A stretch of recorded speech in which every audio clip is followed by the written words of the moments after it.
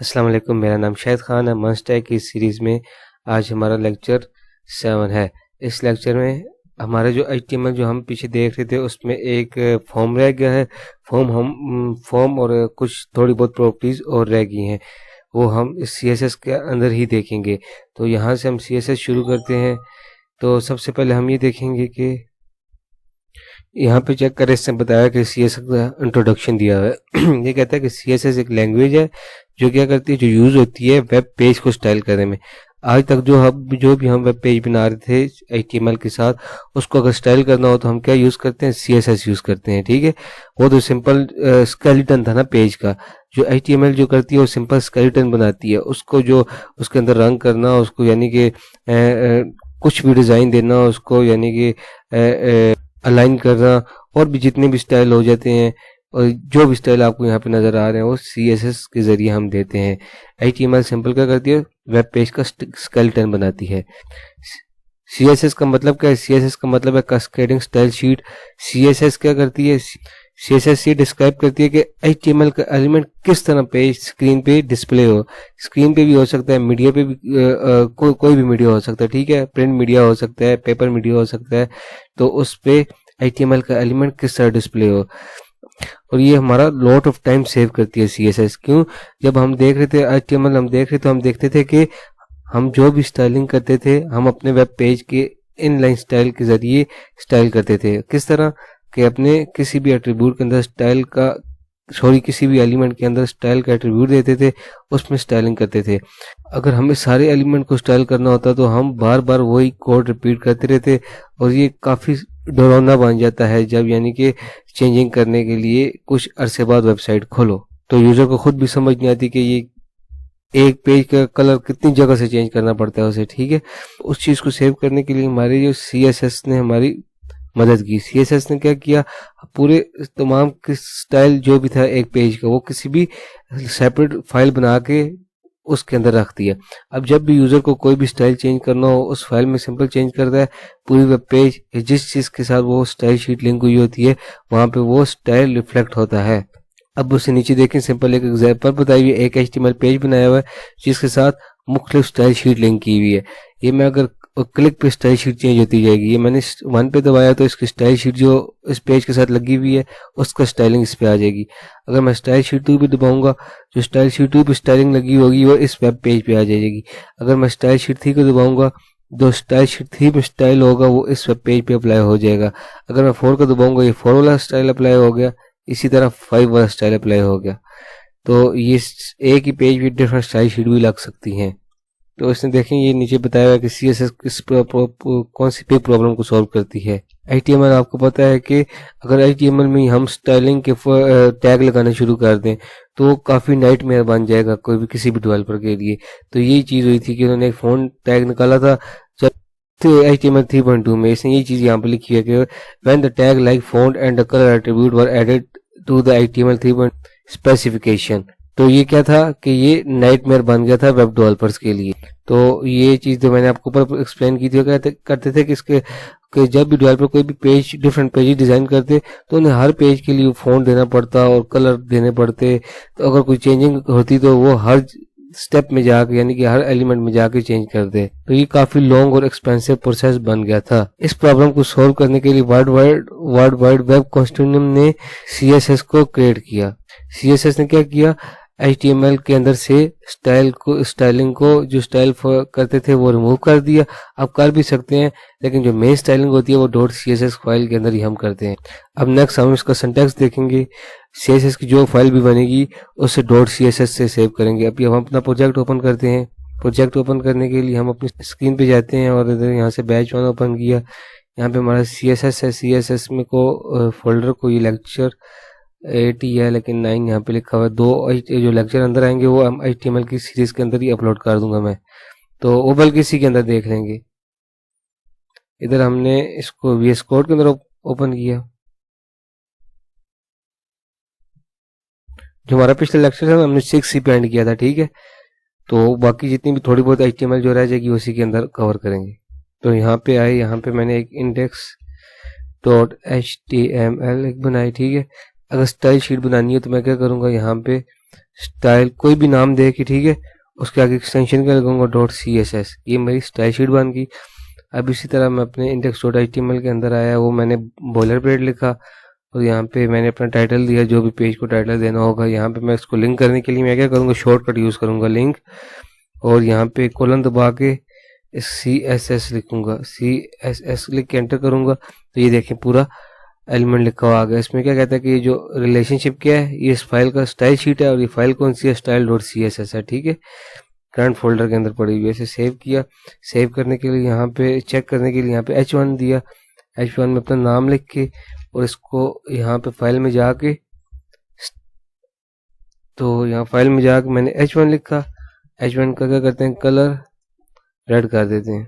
Colour क्या करता है, टेक्स्ट के कलर को चेंज करता है। कलर रेड करके सेव किया, इसे ओपन किया, तो ओपन करके देख लेते हैं। लाइव सर्वर से ओपन करते हैं इसको। लाइव सर्वर से ओपन करने के लिए यहाँ पे आए, टैप क्लिक किया, ओपन विद लाइव सर्वर।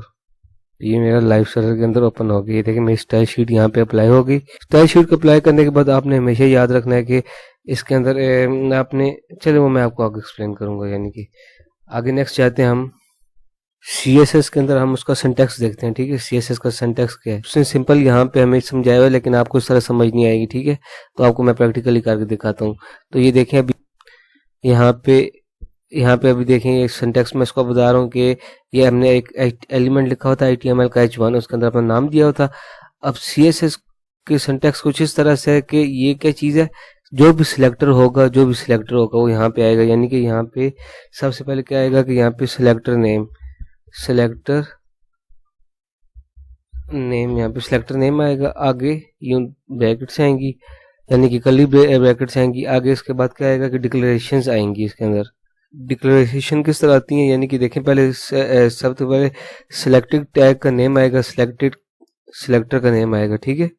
यहाँ पे आर लिखता हूँ, सिलेक्टर, यहाँ पे सबसे पहले सिलेक्टर का नेम आएगा। ये सिंटैक्स देखेंगे यानी कि किस तरह हम सिलेक्टर को सिलेक्ट करते हैं। सबसे पहले सिलेक्टर का नेम आएगा, सिलेक्टर इस केस में क्या है कि H1 है, फिर कर्ली ब्रेसेस आएंगी, उसके बाद डिक्लेरेशन आएगी। डिक्लेरेशन क्या होगी, अगर मैं कलर देना चाहूँ तो मैं कलर लिखूंगा, कलर रेड, और अगर मैं फॉन्ट साइज देना चाहूँ तो फॉन्ट साइज ये की होगी, और इसकी वैल्यू क्या है, फॉन्ट साइज अगर मैं 12 पिक्सल दे देता हूँ तो ये एक डिक्लेरेशन होगी। ये जो है वन डिक्लेरेशन, और ये क्या है, सेकंड डिक्लेरेशन है, ठीक है, सेकंड DEC डिक्लेरेशन, ठीक है। ये हमारी क्या होगी, डिक्लेरेशन होगी। ये एक डिक्लेरेशन होगी, ये दूसरी डिक्लेरेशन होगी। और ये टैग का सिलेक्टर, तो इसको यहाँ से रिमूव करते हैं। अब देखें इस केस में हमारा सिलेक्टर क्या था, यहाँ पे हमारा सिलेक्टर H1 है, ठीक है। और सिलेक्टर के बाद आपने क्या किया, कर्ली ब्रेसेस ओपन और क्लोज की, उसके बाद उसका एक डिक्लेरेशन दे दी। डिक्लेरेशन में क्या, की वैल्यू, डिक्लेरेशन जो हमारी होती है की वैल्यू इसके फॉर्म में आती है। ये हमारी की है, कलर की है, और उसकी वैल्यू क्या है, रेड। तो यही चीज इसने यहाँ पे आपको पिक्चर से भी एक्सप्लेन की हुई है। ये देखें उसने क्या कहा है कि जो सिलेक्टर होता है वो यहाँ पे लिखता है, सिलेक्टर कुछ भी हो सकता है, P एलिमेंट हो सकता है, आपका डिव हो सकता है, कोई क्लास का नेम हो सकता है, कुछ भी सिलेक्टर हो सकता है। आगे हम नेक्स्ट देखेंगे कि सिलेक्टर क्या क्या चीज बन सकती है। उसके बाद देखें उसने क्या क्या एक डिक्लेरेशन लिखते हैं। देखें एक डिक्लेरेशन इसने ये लिखी हुई, एक मिनट यहाँ से मैं पेन सेलेक्ट करता हूँ, फिर यहाँ से पेन सेलेक्ट किया, कलर सेलेक्ट किया। देखें यहाँ पे मेरा सिलेक्टर आएगा, जो भी सिलेक्टर मेरा कुछ भी हो सकता है, ठीक है, P हो सकता है। और यहाँ पे मेरी डिक्लेरेशन आएगी, यानी कि ये एक डिक्लेरेशन है और ये दूसरी डिक्लेरेशन है, ठीक है। ये मेरी दो डिक्लेरेशन हो गई। उसके बाद डिक्लेरेशन को किस फॉर्म में लिखते हैं, प्रॉपर्टी और वैल्यू की फॉर्म में। ये मेरी प्रॉपर्टी होगी और इसकी वैल्यू होगी, ठीक है। आपको समझ आ गई है, नहीं भी आई तो हम आगे फर्दर बार बार इस चीज को रिवाइज करेंगे एग्जाम्पल के साथ। ये देखिए उसने नीचे एक्सप्लेन भी किया गया, कहता है कि सिलेक्टर पॉइंट वो होता है HTML के अंदर, वो सिलेक्टर पॉइंट होता है जिसको आप स्टाइल करना चाह रहे हो। तो यही चीज से नीचे बजाय कि डिक्लेरेशन ब्लॉक है वो क्या करता है, एक से ज्यादा डिक्लेरेशन सेपरेट करता है सेमीकोलन से। तो ये देखें ये कहाँ पे, इसमें दो डिक्लेरेशन है, एक ये कलर ब्लू है और एक फॉन्ट साइज 12 पिक्सल, ये दो डिक्लेरेशन है और इसको सेमीकोलन से उसने सेपरेट किया हुआ है। और वो क्या कह रहा है कि हर डिक्लेरेशन जो है, ई डिक्लेरेशन, सॉरी काफी बड़ा सिलेक्ट हो गया। अच्छा इसने क्या किया, ई डिक्लेरेशन, हर declaration includes a CSS property. हर डिक्लेरेशन के अंदर, ये हर डिक्लेरेशन के अंदर क्या होता है, एक सीएसएस की प्रॉपर्टी होती है, ठीक है। और उसके अंदर क्या होता है कि सीएसएस की प्रॉपर्टी के अंदर उसका नेम होता है और उसकी वैल्यू होती है। देखिए नेम क्या है, उसका कलर है, और वैल्यू क्या है, ब्लू है, ठीक है। ये क्या है, सीएसएस की एक प्रॉपर्टी है। और ये किससे सेपरेट हुई हुई है, ये सेमीकोलन से सेपरेट हुई हुई है। तो अब आगे चलते हैं। यहाँ पे सीएसएस के कुछ सिलेक्टर्स बताए हुए हैं, ठीक है। वो कहता है कि सीएसएस सिलेक्टर, वही बात है जो मैंने आपको पहले बताई थी। सीएसएस सिलेक्टर होते क्या है, वो क्या करता है, सीएसएस सिलेक्टर उस एलिमेंट को, पेज के अंदर से उस एलिमेंट को सिलेक्ट करते हैं जिसे आप स्टाइल करना चाहते हो। तो उसने क्या किया है कि ऑथर ने कि यानी कि जो सीएसएस सिलेक्टर हैं उनको 5 कैटेगरीज के अंदर डिवाइड किया है। एक सिंपल सिलेक्टर्स हैं, combinator selector, procedure class selectors, procedure element selectors और एट्रीब्यूट सिलेक्टर। अभी हम सिंपल सिलेक्टर देखेंगे, ठीक है। तो ये बाकी जो सिलेक्टर है ये थोड़े एडवांस के अंदर आएंगे नेक्स्ट जाके, ठीक है। अभी थोड़ा नीचे जाके यहाँ पे आएंगे। यहाँ पे उसने ये लिखा है कि ये जो पेज है ये एक्सप्लेन कर रहा है कुछ बेसिक सीएसएस के सिलेक्ट। अच्छा, जो पहले हमारे पास सिलेक्टर है ना, वो जो सीएसएस का एलिमेंट सिलेक्टर है। कौन सा सिलेक्टर है, एलिमेंट सिलेक्टर। एलिमेंट सिलेक्टर देख क्या करते हैं, एलिमेंट सिलेक्टर देखें कि यहाँ पे फर्ज कीजिए कि एक पैराग्राफ लिखा हुआ है और हमारा एलिमेंट इस टाइम क्या है, पी, यानी कि पैराग्राफ पी एलिमेंट है। तो एलिमेंट सिलेक्टर को अगर यूज करना हो तो क्या करेंगे हम, सिंपल यहाँ पे आए, एलिमेंट का नाम लिखा, एलिमेंट इस टाइम क्या था, पी एलिमेंट था, पैराग्राफ एलिमेंट था, कर्ली ब्रेसेट ओपन क्लोज, और इसमें जाकर जो भी स्टाइलिंग देनी हो हम दे देते हैं। कलर, कलर मैं इसका रेड दे देता हूँ, और बैकग्राउंड, बैकग्राउंड कलर येलो दे देते हैं, ठीक है। ये क्या हो गया, ये एलिमेंट सिलेक्टर हो गया हमारा। यहाँ पे आया, यहाँ पे देखें अभी कलर यानी कि स्टाइल डिस्प्ले नहीं हो रहा, तो यहाँ पे जाके देखते हैं। ये देखें हमारी स्टाइल शीट नहीं लिंक, स्टाइल शीट को दोबारा लिंक कर लेते हैं क्योंकि मैंने अभी नया डॉक्यूमेंट बनाया है। लिंक करने के बाद यहाँ पे आया, फिर इसे सेव किया, सेव करने के बाद इसे ओपन किया, तो अब ये देखें स्टाइल अप्लाई हो गया। अब इसको क्या कहते हैं, एलिमेंट सिलेक्टर। यहाँ पे एलिमेंट कुछ और भी हो सकता था, एलिमेंट यहाँ पे H3 भी हो सकता था, ठीक है। तो H3 एलिमेंट भी हो सकता है। तो इसको सिलेक्ट करने के लिए मैं क्या करूँगा, यहाँ पे आया, ये H3 था, एलिमेंट क्या था, H3 था, और ये इसको फर्दर कोई भी हम स्टाइल दे देते हैं, कलर,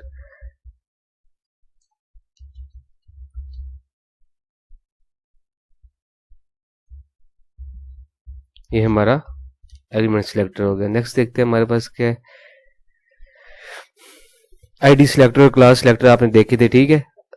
आईडी सिलेक्टर, क्लास आपने देखे हैं, दोबारा देख लेते हैं।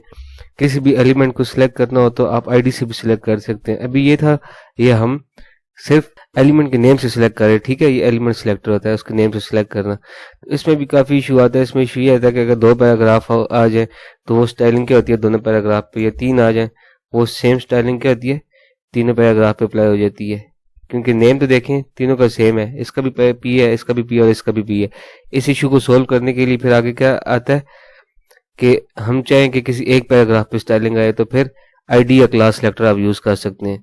तो पहले पे देखें यही रहने दें, दूसरे पे हम आईडी लगाते हैं, ठीक है। आईडी लगाने के लिए आईडी लिखा, ठीक है। उसके अंदर जो भी आईडी आपने लिखनी है यहाँ पे लिख देंगे पैरा 2, ये हमारी पैरा 2 आ गया। इसको अगर सिलेक्ट करना हो, इस एलिमेंट को, पैरा 2 वाले एलिमेंट को सिलेक्ट करना हो तो क्या, ये सिंबल डालेगा ऐश का, फिर आगे वो उस आईडी का नाम आएगा जो हमने रखा था, कर्ली ओपन क्लोज ब्रैकेट्स।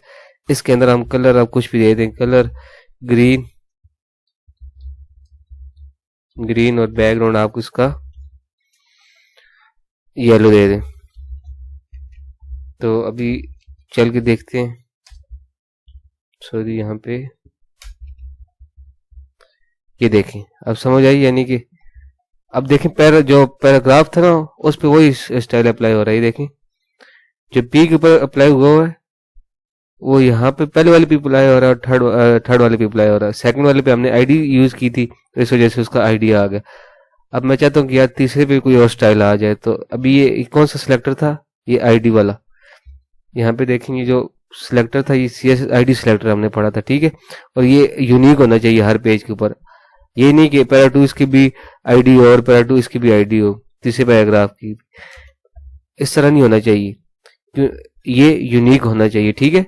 अगर जिस तरह इसका पैरा 2 है, इसका पैरा 2 नहीं होना चाहिए, इसका पैरा 3 कर दें, ठीक है। यानी आईडी यूनिक होनी चाहिए पूरे पेज पे किसी भी एलिमेंट की, एक से ज्यादा बार नहीं दे सकते, ठीक है। तो यहाँ पे हम क्लास लगा सकते हैं, क्लास आप एक से ज्यादा बार दे सकते हैं। ये कौन सा सिलेक्टर है? क्लास सिलेक्टर है।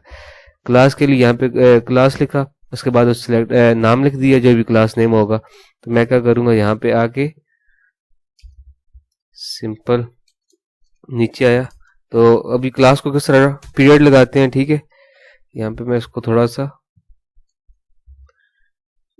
फॉर्मेट कर लूँ, उसके बाद पीरियड लगाया। अब क्लास का नाम क्या था?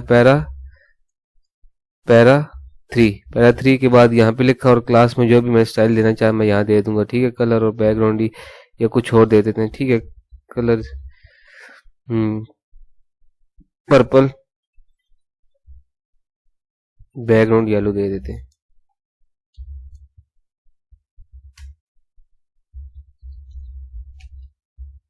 ये क्या हो गया आपका? ये देखें, ठीक है, समझ आ गई आपको? यहाँ पे देखें, ये ये एलिमेंट सिलेक्टर से सिलेक्ट किया हुआ है, ये हमने आईडी सिलेक्टर से किया हुआ है, और ये हमने किस सिलेक्टर से किया हुआ है? क्लास सिलेक्टर से। अब क्लास यूनिक नहीं, क्लास आप यूनिक ना भी रखें तो कोई प्रॉब्लम नहीं है, आप ये क्लास किसी और पैराग्राफ पे भी लगा सकते हैं, एक से ज्यादा पैराग्राफ पे भी। ये देखें, इस पे भी लगा लें, इस पे भी लगा लें, जिस जिधर वो क्लास अप्लाई हो रही होगी वहां वहां पे ये स्टाइल अप्लाई हो जाएगा, ठीक है, जो इसका स्टाइल था। तो क्लास आप बेशक यूनिक ना रखें, कोई इशू नहीं है, आईडी आपकी यूनिक होनी चाहिए। ये बेसिकली हम एलिमेंट को सिलेक्ट करने का, कि एलिमेंट को हम अपने डॉक्यूमेंट में किस तरीके से किस तरीके से सिलेक्ट कर सकते हैं। हमने 3 तरीके देखे हैं, बाय नेम, बाय आईडी और बाय क्लास, ठीक है। इस 3 तरीकों से हम फिलहाल हम 3 तरीकों से एलिमेंट को सिलेक्ट कर सकते हैं। अभी नेक्स्ट क्या आ गया हमारा? अभी नेक्स्ट हमारा जो आता है कि वो यूनिवर्सल सिलेक्टर आता है। अभी हमने 3 सिलेक्टर तो देख ली थी, अब चौथा सिलेक्टर जो यूनिवर्सल सिलेक्टर। अगर मैं चाहता हूँ कि ये मेरा कोई स्टाइल पूरे डॉक्यूमेंट पे अप्लाई हो जाए, जिस पे स्टाइल लिंक हो जिस पेज के साथ, वो उस पूरे पेज पे अप्लाई हो जाए, तो उसके लिए मैं क्या करता हूँ, पहले स्टार का सिंबल डालता हूँ, कर ली ओपन क्लोज लिख के, और ये मैसेज डालता हूँ, ठीक है। ये मेरा क्या है? यूनिवर्सल सिलेक्टर है। इसका क्या मतलब है? जिस पेज के साथ जो ये वाली स्टाइल शीट लिंक होगी उसके होल डॉक्यूमेंट पे, यानी कि पूरे पेज पे ये वाला स्टाइल अप्लाई होगा। इसमें मोस्टली हम क्या करते हैं कि मार्जिन 0 और पैडिंग 0 लिखते हैं मोस्टली। ये भी मैं आपको आगे बताऊंगा इसकी लिखने की वजह क्या होती है, क्योंकि हर एलिमेंट बाय डिफॉल्ट जब भी हम लिखते हैं कि उसके साथ पैडिंग और मार्जिन होती है, और बॉर्डर बॉक्स भी आता है, तो उनकी पैडिंग और मार्जिन खत्म करने के लिए बाय डिफॉल्ट हम ये लिखते हैं। आगे ही देखेंगे हम ये चीज, ठीक है। तो ये कौन सा सिलेक्टर होगा? Universal selector. ये पूरे पेज पे अप्लाई हो जाता है, ठीक है, पूरे डॉक्यूमेंट पे, ये वाला।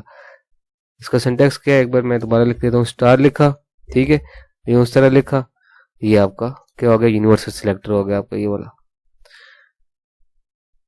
अब वो नेक्स्ट बता रहा है कि CSS ग्रुपिंग सिलेक्टर। आप इनके ग्रुप भी बना सकते हैं सिलेक्टर्स के। किस तरह ग्रुप बना सकते हैं?